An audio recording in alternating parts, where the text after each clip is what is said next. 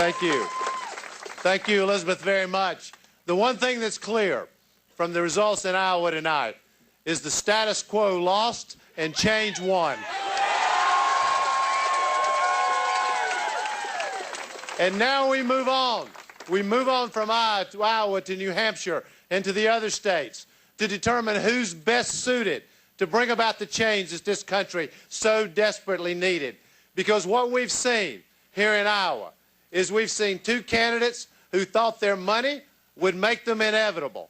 But what the Iowa caucus scores have shown is if you're willing to have a little backbone, to have a little courage, to speak for the middle class, to speak for those who have no voice, if you're willing to stand up to corporate greed, that message in the American people are unstoppable. No matter how much money is spent, no matter how much.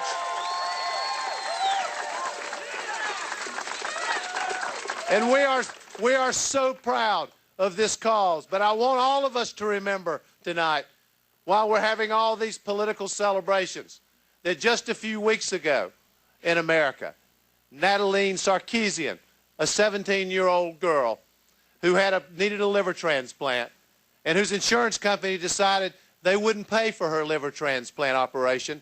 Finally, her nurses spoke up on her behalf. Her doctors spoke up on her behalf. Ultimately, the American people spoke up on her behalf by marching and picketing in front of her health insurance carrier. And finally, the insurance carrier caved in and agreed to pay for her operation. And when they notified the family just a few hours later, she died. She lost her life. Why? Why? James Lowe was born 51 years ago in the United States of America with a severe cleft palate, which kept him from being able to speak. And he lived for 50 years in the greatest, most prosperous nation on the planet, not able to speak because he didn't have health care coverage and couldn't pay for a simple operation. Why? Doug Bishop, who's actually behind me tonight, Doug and his family worked at the Maytag plant in Newton, Iowa. For generations, they worked, they sacrificed, they did everything you're supposed to do in America. And then recently this plant closed and the jobs went overseas. Why?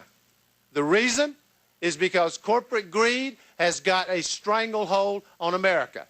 And unless and until we have a president in the proud tradition of Teddy Roosevelt, Franklin Roosevelt, Harry Truman, who has a little backbone, who has some strength, who has some fight, who's willing to stand up to these people, nothing will change. We will never have the America that all of us dream of. The promise of America, which has been available to so many of us, will not be available to our children and our grandchildren. And I take this very personally. I watched my grandmother, who I love dearly, work year after year after year in the mills. We lived in the same neighborhood. She would cook for us, leave the house, walk her way to the mill, work her shift, and come back home and take care of us again. My grandfather, who was partially paralyzed, would go to work the graveyard shift in that mill and come back in the morning when we'd have breakfast together. My father, who's here with me tonight, worked 36 years in the mills. Hard, tedious work. Hard, tedious work. Why did he do it? Why did he struggle and sacrifice? Why did your parents and grandparents struggle and sacrifice? They did it so that you could have a better life. My parents did it so that I could have a better life. And we, all of us, to whom the torch has been passed, we carry an enormous responsibility. And that responsibility transcends politics and transcends elections. It's our responsibility to ensure that we leave America better than we found it, that we give our children a better life than we've had. And this is what I see in America today. I see in America where last year the CEO of one of the largest health insurance companies in America made hundreds of millions of dollars in 1 year. I see in America where ExxonMobil's profits were $40 billion just a couple of years ago. Record amounts, record profits. All of that happening at the same time that this picture of America emerges. Tonight, 47 million Americans will go to bed knowing that if their child gets sick, they'll have to go to the emergency room and beg for health care. Tomorrow morning, women will go to their doctor and be diagnosed with breast cancer, just like Elizabeth was. But unlike Elizabeth, they'll have no health care coverage. And as a result, they know that they can't go to the emergency room and get chemotherapy. What are they supposed to do? What are they supposed to do? You can literally see the fear and terror in their eyes. Tomorrow morning, 37 million of our own people will wake up literally worried about feeding and clothing their own children. I went to a shelter here in Des Moines just a few weeks ago where they took single moms with their children who had no place to live. And I said, so do you ever have to turn people away? Yes. A few months ago, they had to turn 70 to 75 families away in 1 month. And I said, these are moms with kids. Yes. Some of them with 3 or 4 children. And I said, well, where did they go when you sent them away? They went back to the street, back to their homes. 35 million people in America went hungry last year, in the richest nation on the planet.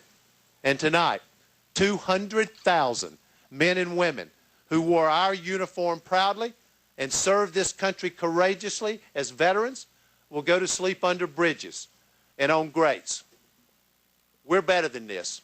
The United States of America is better than this. And what happened tonight is the Iowa caucus goers said, we want something different. We are going to stand up. We are going to rise up. We're going to create an America that all of us believe in, because the truth is, when we speak up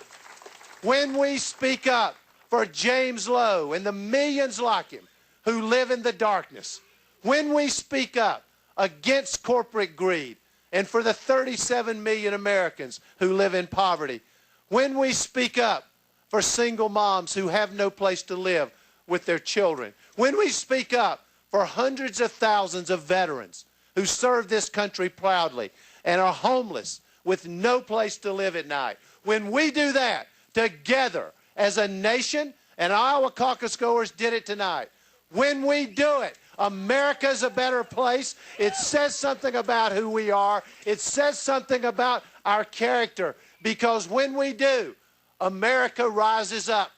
America becomes what it's capable of being. And what began, and it is not over, what began tonight in the heartland of America is the Iowa caucus goers said, enough is enough. We are better than this. We are going to bring the change that this country needs.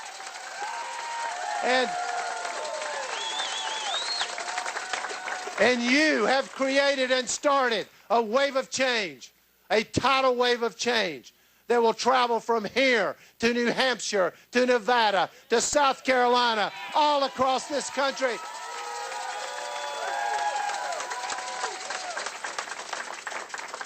Because we know the torch has been passed to us.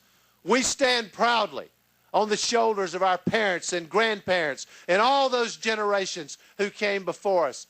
And we take our responsibilities seriously. And this tidal wave of change that began tonight in Iowa and that will sweep across America, when that wave is finished, when it is done, every one of us are going to be able to look our children in the eye and say, we did what our parents did for us and what our grandparents did for us, which is we left America better than we found it, and we gave our children a better life than we have. That's what this is about.